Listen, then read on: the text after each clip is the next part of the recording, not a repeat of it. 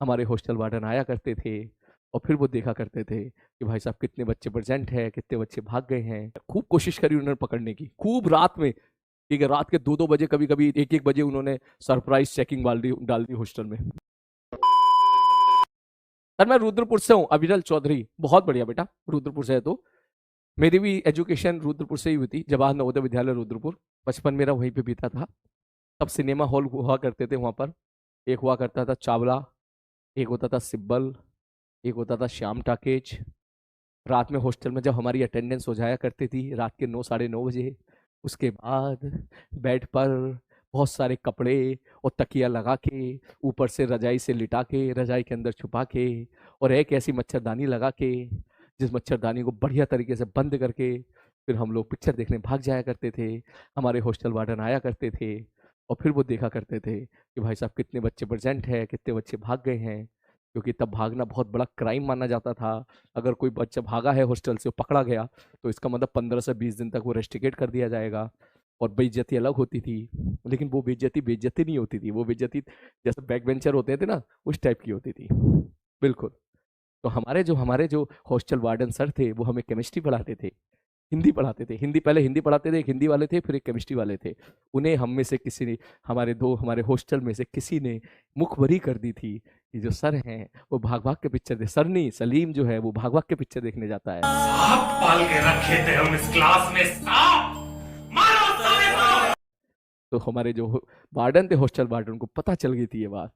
उनको ये पता चल गया था कि ये भाग के पिक्चर जाता है देखने। लेकिन लेकिन वो पकड़ नहीं पाए थे कभी मुझे। ठीक है, खूब कोशिश करी उन्होंने पकड़ने की, खूब रात में, ठीक है, रात के 2-2 बजे, कभी कभी 1-1 बजे उन्होंने सरप्राइज चेकिंग डाल दी हॉस्टल में। पकड़ नहीं पाए थे। लेकिन वो कह रहे सर कौन सी पिक्चर देखी थी बेटा, 2-4 देखी हो तो बताऊं। कुल मिला के टोटल अप्रोक्सीमेट शायद 45 के आसपास पिक्चर हम लोग देखे थे उस टाइम पे।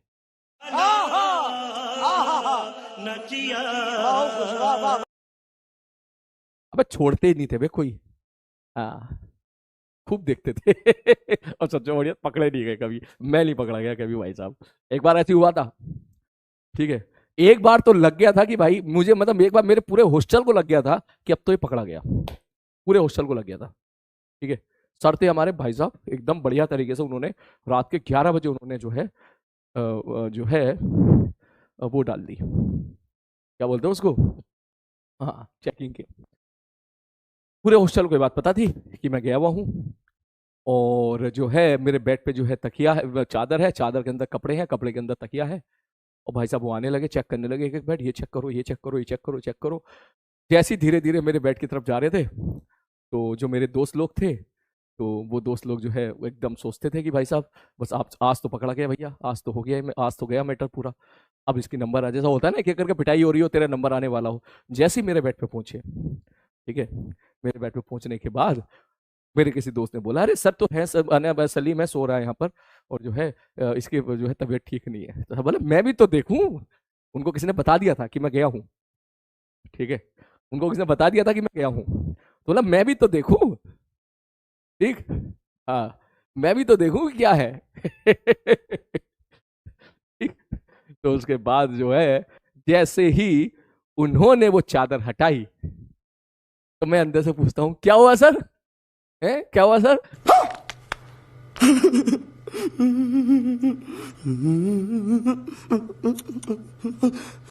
मेरे को बहुत तेज बुखार आ रहा है सर, मेरे को बहुत तेज बुखार आ रहा है सर। मैं रजाई के अंदर निकला, पूरा हॉस्टल जो शॉक्ड हो गया, बोले ये कैसा हो गया, तो पिक्चर देखने गया था।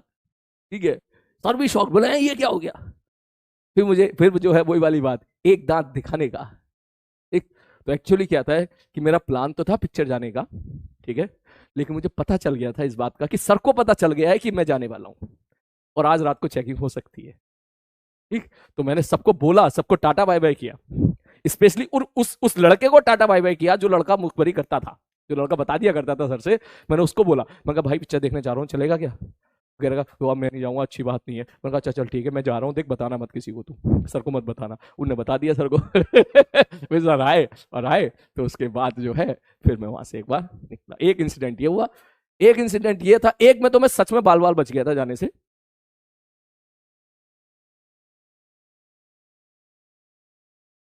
पकड़ा जाने से, कि जो है मैं जा ही रहा था, दूसरे हॉस्टल में था, जा ही रहा था, और तुरंत सर जो है 9 बजे के आसपास आ गए थे सर अटेंडेंस लेने।